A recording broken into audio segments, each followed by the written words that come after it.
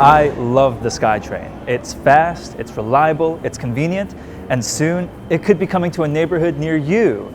BC. You know, I really thought that was much more funnier on paper.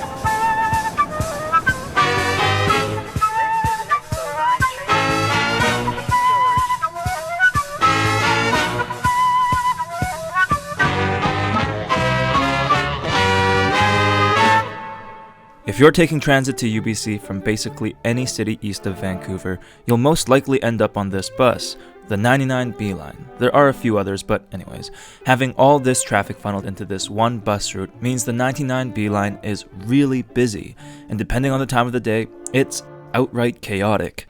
There are 55,700 riders that get on the 99B line every weekday, making it the busiest bus in Canada and the US.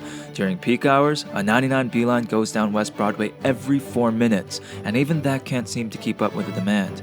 In 2015, a report found that the 99B line was overcrowded 43% of the time, and that's a problem. That means 43% of the time, you likely won't be able to board this bus because it's full.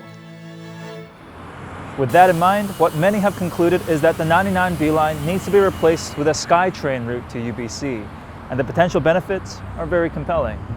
The buses going to UBC right now carry a maximum of 2,400 passengers an hour. A Skytrain could handle 13,000 to 26,000 passengers in the same time. And of course, let's not forget the speed. It currently takes 38 minutes to take the 99B line from Commercial Broadway to UBC. With a Skytrain, that trip would take just 17 minutes.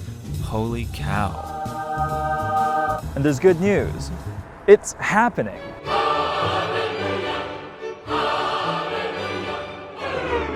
Well, not exactly. TransLink is currently planning to extend the Millennium Line underground through West Broadway, but the current plan is to just take it to Arbutus Street, all by 2024. Now, this is pretty sweet news if you're traveling to Arbutus Street for all the exciting things Arbutus Street has to offer, but let's be honest here. If you're someone that goes to UBC, this isn't all that great. For starters, people taking the Expo line under this plan now have to take 2 transfers to get to UBC, and the increase in speed isn't that much to get excited about either. It'll likely take at least 29 minutes to do this trip instead of the 17 minutes I mentioned earlier. And TransLink understands that this isn't ideal. In fact, according to their own policy documents, their long-term vision is to take the Skytrain out to UBC. But to them, that's more likely to happen in about 20 years. By 2040, you gotta be kidding me. If TransLink intent is to bring the Skytrain out to UBC, this current Millennium Line extension feels like a half-finished project, a partially peeled Band-Aid. Wouldn't it be much nicer to just get the whole thing over with?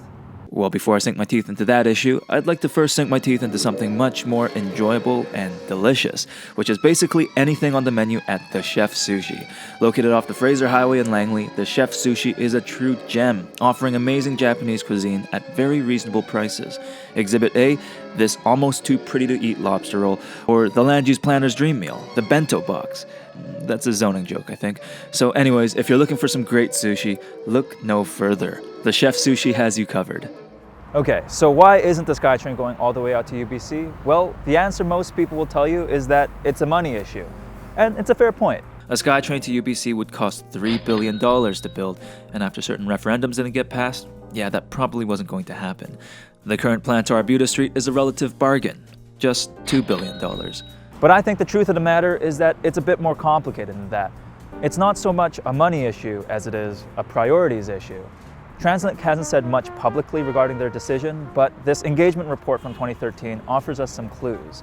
It says TransLink and the city have prioritized implementing rapid transit along the Central Broadway corridor to address the densest population and employment areas on the corridor first.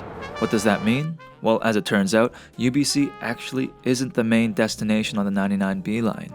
In fact, according to studies by UBC itself, only about 32% of riders on this route are using it to get to the university. So what about the rest?